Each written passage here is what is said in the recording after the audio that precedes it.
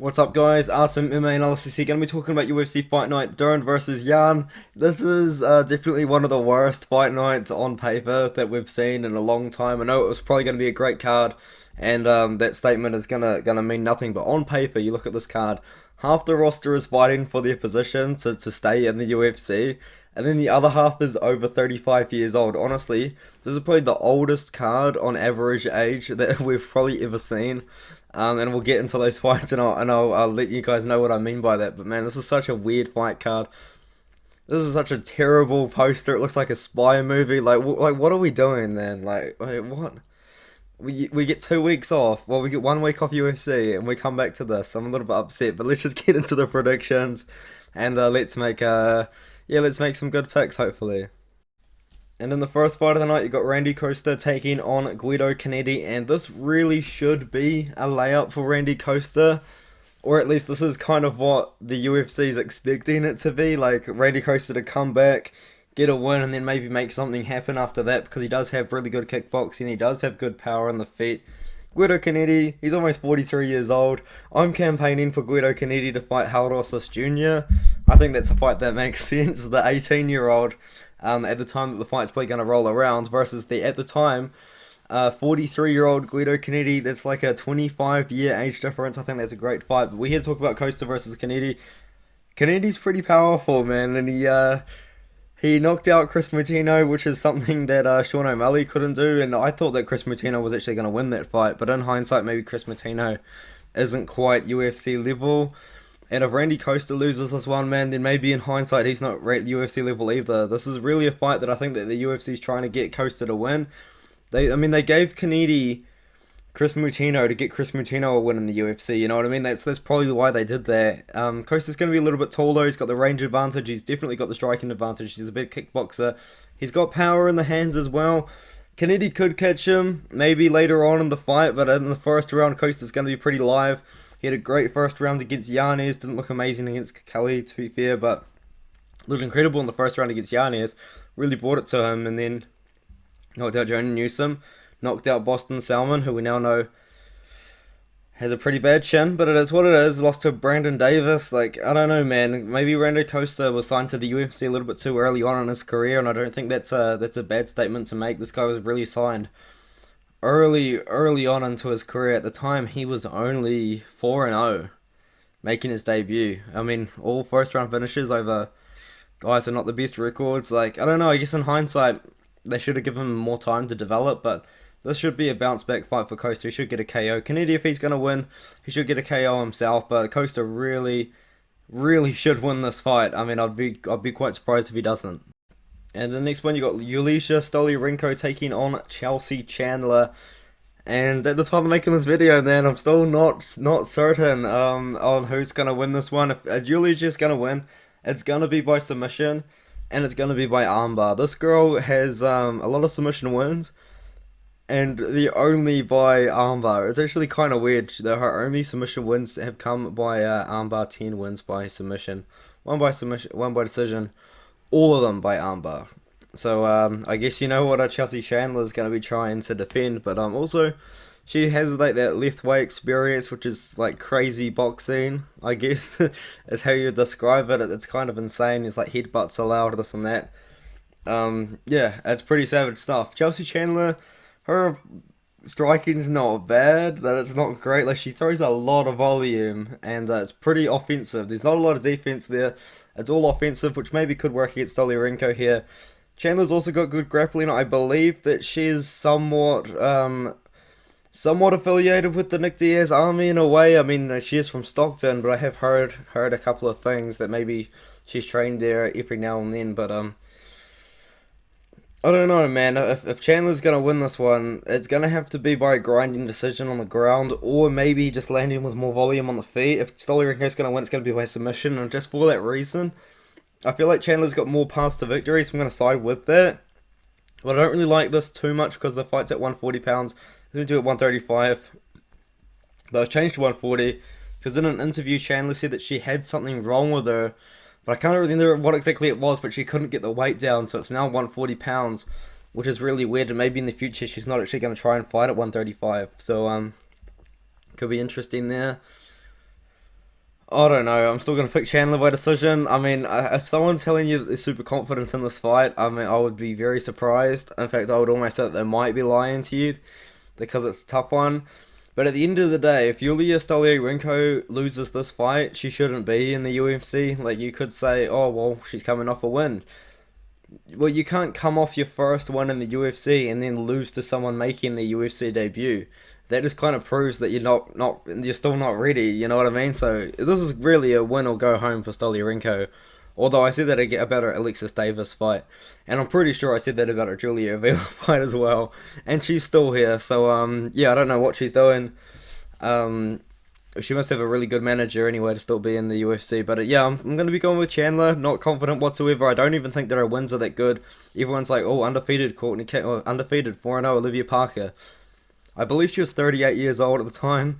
Brittany Victoria, I don't think she's won a fight since, and Mitzi Miri, I don't think she's even fought since. So yeah, not the best wins on her record. But I'm gonna stall side with Chelsea Chandler. Not confident. Don't really have many reasons to do it, but I'm just gonna have to do that and pick Chandler because I'm really fading Stolyarenko in a way. So that's a tough one. And now you got Maxime Grisham taking on Felipe Lenz, and I'm going to be picking Maxime Grisham in this one here. I really do believe that he should get this one done. You know, I feel like Grisham's got Lenz covered. You know what I mean? I think that he's going to be the better striker out of the two, and I don't think that Lenz is going to be able to utilize his wrestling and grappling in this one. As well as Lenz has kind of been struggling to make 205 recently. Like, he's been fighting at 265. And then he fought Pragnio at 205 and he looked fine. But it's still a question mark to have in your head at 37 years old. I mean, at least for Maxime Grisham, he's proven that he can make 205 comfortably, even though he is a little bit older than Lenz in this matchup. Grisham's still doing it, man. He's still looking pretty good. He beat William Knight. That's a pretty big win, especially considering William Knight missed weight by like 13 pounds or something ridiculous like that. And Grisham still took the fight anyway.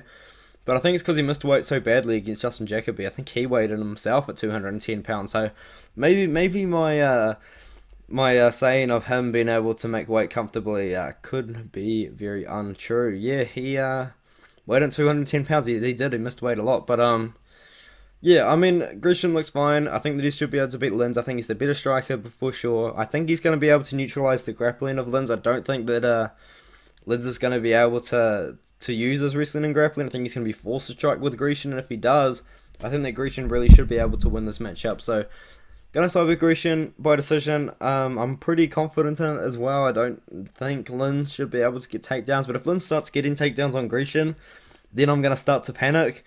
But yeah, Grisham really should keep this fight on the feet, and win a decision.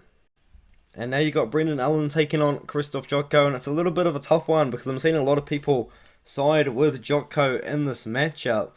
But I'm going to side with Brendan Allen here. He's a grappler with an ADCC background. If you guys don't know what that is, that's a pretty big jiu-jitsu tournament, and he participated in that, won it, and then come over to the UFC. And he's fallen in love with his hands. He really has. I haven't seen too much of his jiu-jitsu or his offensive jiu-jitsu recently. You know, he beat Sam Alvey by submission. That's cool, but he didn't really use his offensive jiu-jitsu there. He beat Jacob Malkoon, but he was kind of defending takedowns and doing his own thing and just landing more damage on the feet. Punahele Soriano, he beat him on the feet, and I think that's kind of when he started to fall in love with the hands. He got knocked out by Chris Curtis, didn't shoot for a takedown. I mean, he's just not using his grappling as much as I want him to, and I think if he wants to beat Jotko, I actually think that Allen's got the better grappling out of the two guys. I think that Jotko's a really good striker, and if the fight stays on the feet, and Allen doesn't look to use that grappling, I think Jotko really could have a lot of success in the matchup, but in hindsight, his last couple of wins aren't amazing. Like, he beat Misha Sarkinov by split decision, and then he did beat Gerald Meerschaert, which is a good win. It's actually quite scary that he looks really good in the grappling against Meerschaert, because we've seen how good Meerschaert is looking recently and having some sort of crazy career resurgence. But yeah, I'm gonna be going with Brendan Allen here. I'm trusting him to use the grappling, which is a tough one because his fight IQ is kind of non-existent, especially recently. But if he looks to use his grappling, which he is so good at, he should find a lot of success in the matchup. I think it does go the distance. I don't think it's going to be the most exciting fight, although these two does seem to have some sort of disagreement between each other. I know Alan called out Yotko on his Instagram story, and I think he even called him out before then. Maybe they used to train together. Maybe they just don't like each other. I don't actually know for sure, but they're fighting now, so whatever difference they have, I guess they can settle it. But yeah, I'm gonna be going with Alan in this matchup here. And now in the next one, you got Joaquim Silva taking on Jesse Ronson. Wow, I cannot speak English today.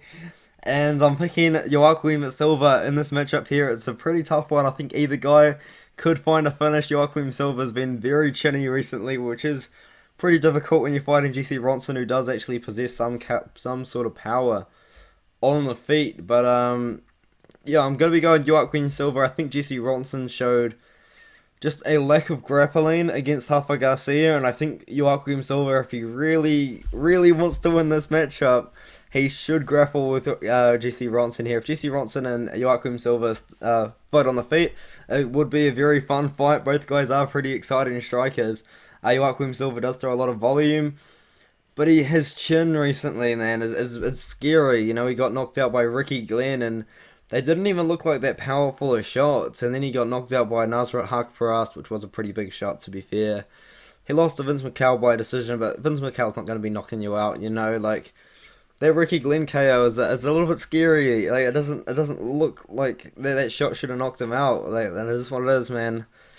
Got to go with Silva here. I'm going to pick him to win. I'm going to actually pick him to win by submission. I don't see this fight going the distance. I think that we should see a finish, which is interesting. Most people picking Silva by decision or Bronson by decision, but it's a tough fight, man. Both guys are pretty old. Joaquim Silva's almost 34 years old. Jesse Ronson's almost 37 years old. Both guys fighting for their careers. Like this is the kind of card that we've got right here. Guys are fighting for their spot on the roster. Like there's like just all through the whole card. Like it's amazing. And then even then, if they're not, they're just past their prime. You're not seeing them prime fighters in this matchup. I'm going with Silva though. I think he should be able to get a finish by submission, hopefully.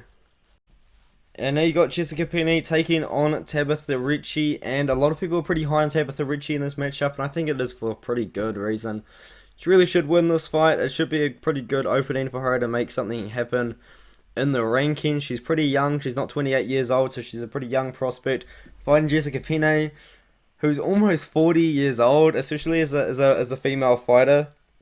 Just being honest, like most female fighters do tend to retire a lot earlier than the male, so it's just somewhat rare to see Jessica Penne fighting almost 40 years old, especially since she took like 4 years off after losing to Danielle Taylor, and then she come back completely like robbed Lupita Godinez blind in pure daylight, and then beat Karolina Kowalkiewicz by armbar.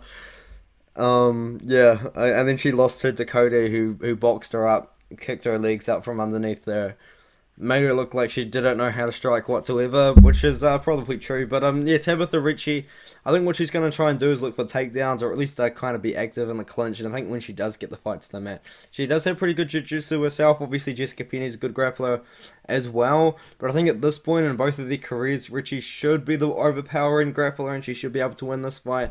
I do see this as a similar matchup to the fight against Poliana Viana, where I did pick Tabitha Ricci at that time, where she wasn't that confident in her.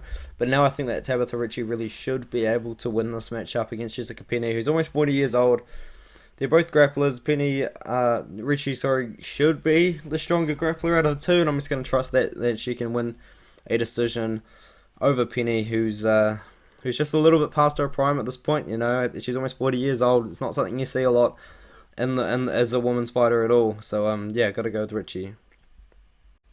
And now we've got Alexei Olenek versus Ilia Latifi. This is the third time the fight has been booked. Ilia Latifi's pulled out both times that it has been booked in the past due to different reasons. I think Latifi was injured, and then I think he was sick another time as well. So yeah, Latifi's just not being able to fight against Olenek, which is interesting, but I'm still going to side with Latifi in this matchup. It's not a fight to be confident about whatsoever, especially considering Latifi's a wrestler, and he's probably going to look to take the fight to the mat against Alexei Olenek, who's a really good grappler, man, and he showed that you shouldn't take him down against Jared Vanderaa. That's Jared Vanderaa who decided that he was going to take down Alexei Olenek, but then not take down Chase Sherman.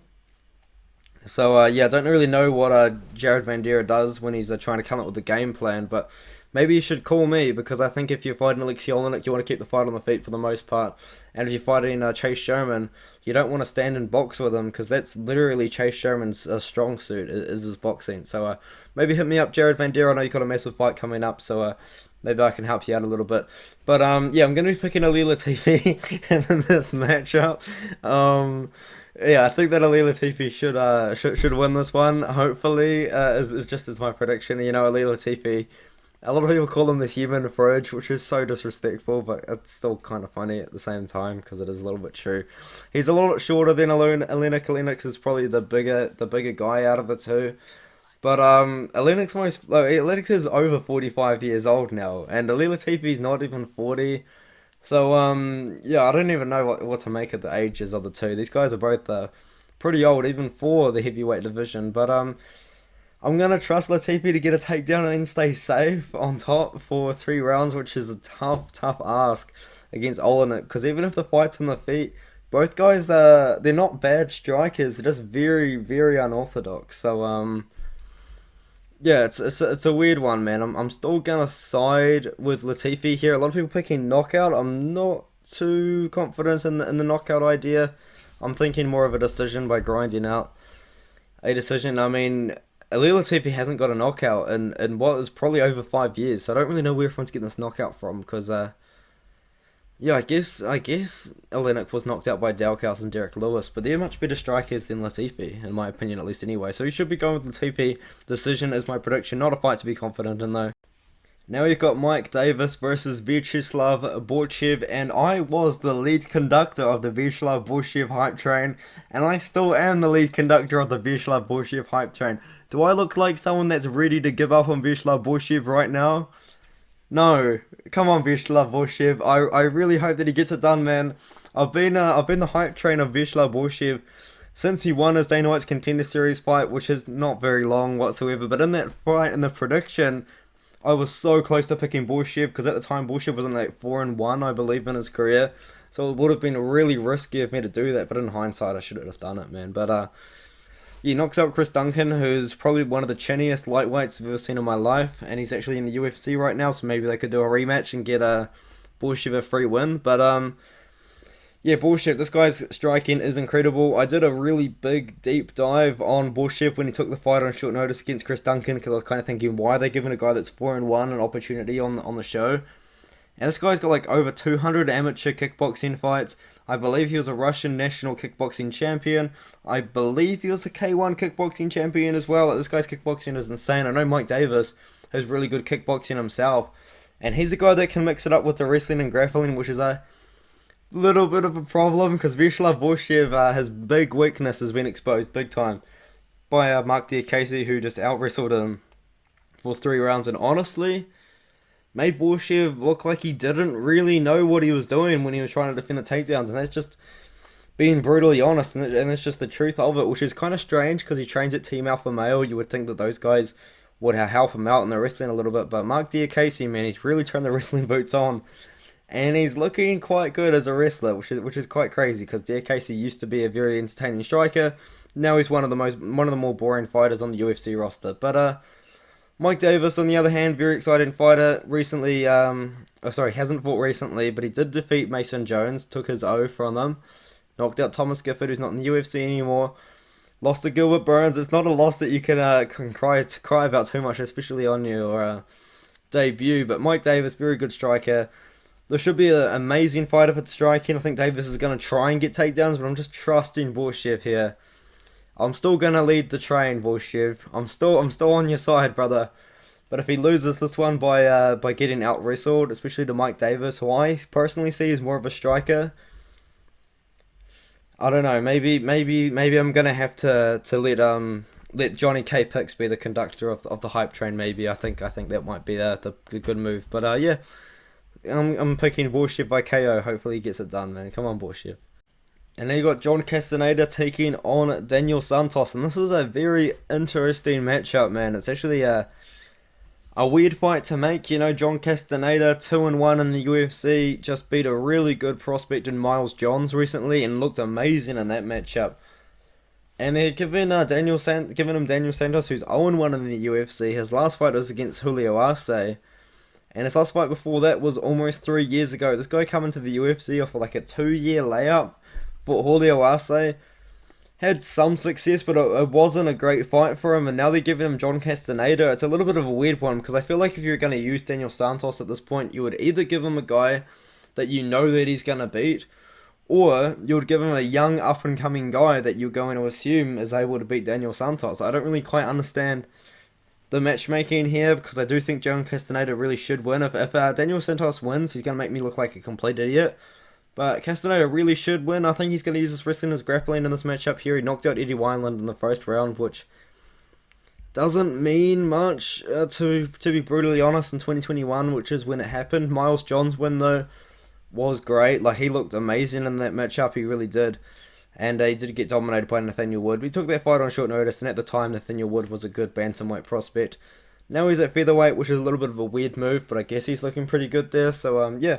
John Castaneda, I'm going to pick him to win. I'm actually going to pick him to win by submission. I think he gets a finish here. I think he's actually going to grind out with some wrestling early on and then work for a submission later on in the fight. I think that's probably his best path to victory. He just uses grappling. Daniel Santos, pretty wild, aggressive striker like most guys at a shoot box. Castaneda, though, should get it done. Picking him to win here. Much more experienced. Weird fight, though. Like, you're giving Daniel Santos... Man, I got the hiccups. John Castaneda after losing his debut. I don't know, man. If they really wanted to build Daniel Santos up, they would have given him a much easier opponent here. But he could win. If he beats John Castaneda, it could be a really good look for him in his career. But I'm going to have to side with Castaneda in this matchup.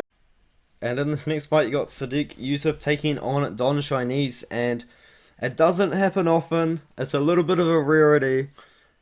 But I'm picking Sodiq Yusuff to win by KO. It doesn't happen often. It hasn't happened for quite a while. The last time he KO'd someone was about 3 years ago, and that was Gabriel Benitez, who I picked Charles Oliveira to beat because Benitez is chinny. That's literally it. So, yeah, Yusuff hasn't got the most KO power in the world. He doesn't really look for KOs, but I think if he's going to get one, it's going to have to be over Don Chinese here. Don Chinese, though, he's going to come out in this fight and he's going to look to knock Sodiq Yusuff out in the first round. He's going to come out, he's going to try and close the distance because he is the much smaller fighter. He's actually quite small for 145 in general, but he is smaller than Yusuff here. And he's just going to throw bombs. He's going to throw 110% for the first round and he's going to try and knock out Yusuff. And I think Yusuff is just going to catch him coming in and get a KO that way. You know, I think, yeah, Sean has...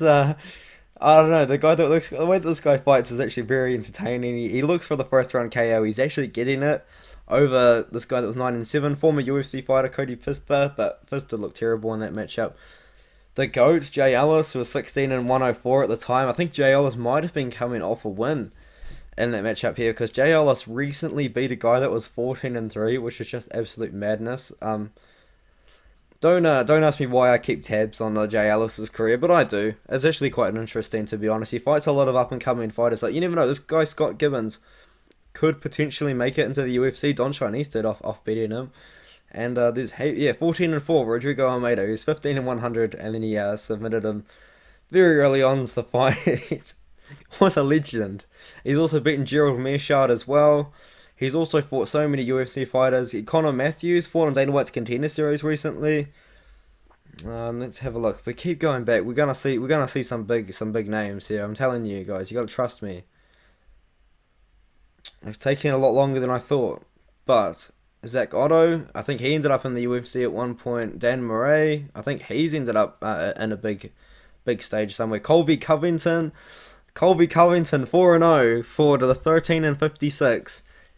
There you go. That's a big name. Like Jay Ellis is fighting big guys. Dan Murray. What did Dan Murray go on to do? I think he's in Bellator right now. He is. See guys. If someone's gonna make it in the UFC, they have to get through Jay Ellis first, and that is why it's low key worth keeping an eye on his profile, because he does. He may lose a lot, but he's losing to guys that are probably gonna end up being in the UFC at some point, which is absolutely incredible. Pat Casey, I recognise that name, but it might be a different Pat Casey. I don't know why I recognise that name. Did he fight? He fought on CES, which is probably why I know him. But yeah. I think I just made that whole part about the GOAT. Yeah, nothing wrong with that. Sadiq Yusuf, I think he's going to catch John Chinese on the way in. John Chinese going to try and close the distance, get a first round KO.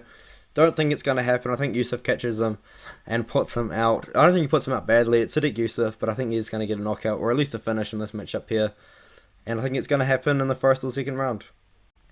Now you got Raoni Barcelos taking on Trevin Jones. Raoni Barcelos, he's on a little bit of a losing streak right now, but I think he's going to turn it around. He's always been like that 16th ranked guy, looking amazing on a really good win streak, this and that, and just never quite making it into the rankings or going on a run in the rankings himself. The opportunities he got, especially where Rafael Assunção, if he fought Rafael Assunção, he could have got into the rankings. If he beat Murav Valashvili, he could have got into the rankings. You know, like he's been on a good win streak. You know, this guy went 5-0 in the UFC and just almost made it into the rankings. Beat Said Nurmagomedov, beat Khalid Taha, which was a good win at the time. And then he lost to Tamir Valiev. Lots of cancelled fights in between that. And then he lost to Victor Henry when Victor Henry made his debut on somewhat short notice. I think it was delayed a little bit, but Henry come in here, looked absolutely amazing against Barcelos, which just people don't do, which is amazing. And then Trevin Jones as well, kind of has also had a somewhat similar career in a way. Like he come in on short notice, knocked out Tamir Valiev at the time, and he was a big underdog, and then he tested positive for something, I think it was marijuana, because he fought very early after, knocked out Mario Bautista, fought Said Yokub Kakramonov. I think I actually picked Trevin Jones to win that matchup, but Said Yokub Kakramonov in hindsight is definitely a future ranked fighter. And then he lost to Javid Basharat, and guess what, guys? I picked Trevin Jones in that matchup as well. I cannot pick Trevin Jones fights at all. The only reason why I picked him against Javid Basharat was at the time, Javid Basharat was so unproven. You know, he had no good wins on his record. He had some wins that had against opponents with good records, but they were all super padded. But there's not anything to do with this fight.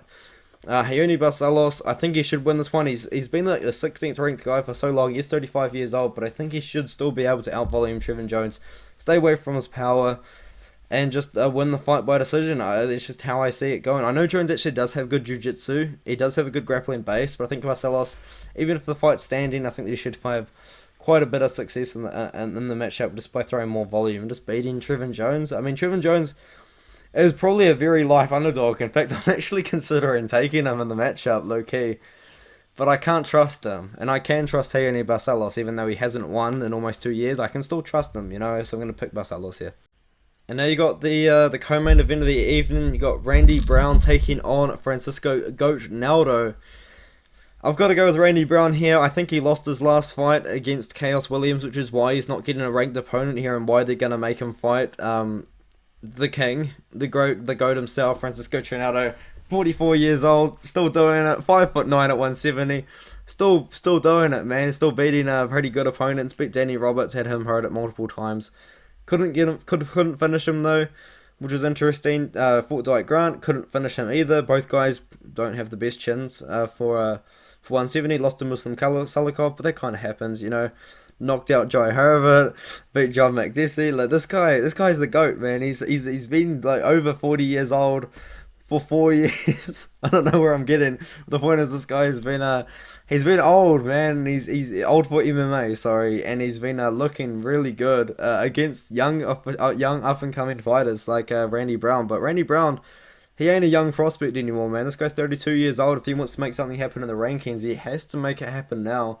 But he should be able to beat Trinaldo. I think he's going to use his range striking and kind of fight from range and beat Trinaldo that way. You know, like he kind of did that against Chaos Williams, but he didn't win that fight. Like, I can't understand how they gave Randy Brown that fight. It was such a terrible decision. But yeah, I guess Randy Brown is the much taller, longer guy, 6'3". Trinaldo's 5'9", 78-inch reach, 8-inch reach advantage over Trinaldo.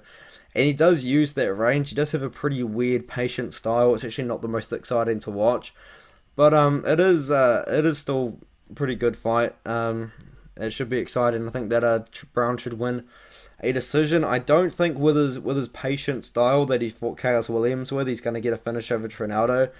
So yeah, I'm gonna have to pick Brown by decision in this matchup here on the feet. And now you've got the main event, Mackenzie Dern versus Yanan Yan, and I'm going to be picking Mackenzie Dern. This is actually a pick switch. I've made 2 videos on this card already. This is actually the 3rd because I made a collaboration video with 138 MMA, and then I made my quick picks video, which I always do, and now I'm doing my breakdown.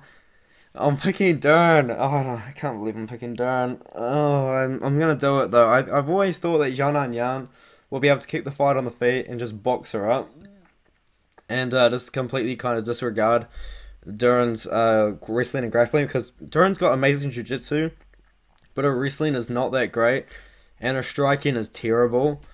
So, if the fight gets to the mat, Dern is gonna get a submission, and that's just kind of how it is. Yan got dominated on the ground by Carla Esparza. She beat Marina Rodriguez, in my opinion. I think she was robbed. I think she clearly won the first 2 rounds. But it is what it is. I think that Mackenzie Dern is gonna probably lose the fight for the majority of it, because Yan's just gonna box her up because her striking actually is that bad. I think she actually lost to Tisha Torres as well. That was a very controversial decision. I think I actually picked Dern to win that matchup as well, but I still think Torres won. And now she's fighting Yan, and I've been picking Yan all week. I've been picking her for a long time. I've been thinking that she's going to be able to use her striking to neutralize the grappling in a way that she's just beating Dern up so much on the feet that Dern's not wanting to close the gap and get a takedown. But the thing is with Dern, it's just, if the fight's on the ground, no matter where it is, she's going to be able to lock up a sub on Yan, because I think that her grappling is that much better.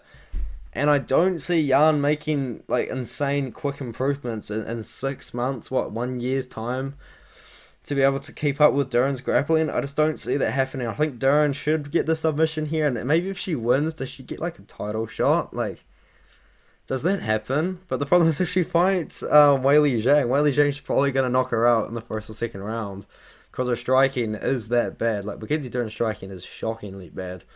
But I'm picking Dern submission. I never thought that I was going to do it. I thought I was on Yan the whole time. I was on Yan for so long, and I've finally fallen into picking Dern, which I'm not too proud about. But I'm hoping she wins. I'm not that confident. It's not a fight to bet, in my opinion. Yan, I was actually picking her to win a decision on the feet, but she's going to have to spend 25 minutes with Dern not going to the ground, and I just don't see that happening. I think Dern really should win this matchup here. And, yeah, get a submission. So, yeah, I'm going to be picking Dern. It's a tough one to call. I'm not that confident in it, but I'm going to be picking Dern. Everyone's picking Dern that I've seen. I know 138 MMA, when I made the video with him, was on Yan, which I think is fair. I was on Yan for so long. But I'm going to be picking Dern. I'm not confident in it, but it's the card, man. It's such a terrible fight poster. Like, have you seen the UFC 281 fight poster? I think it might be worse than this. Oh my god, this is so bad. Like, what are they doing? Like, why don't they employ me? Like, my art's pretty good. Like, what do you guys think is my art? It's not as bad as this. Like, what the is going on? Like, what? Oh, I could do better than that. And I've got no experience in graphic design at all. I just do it. It's, oh my god, like, they're paying people to make these posters, and they're probably paying them good money. Oh, anyway, alright, thank you very much for watching the video, and I'll see you in the next one.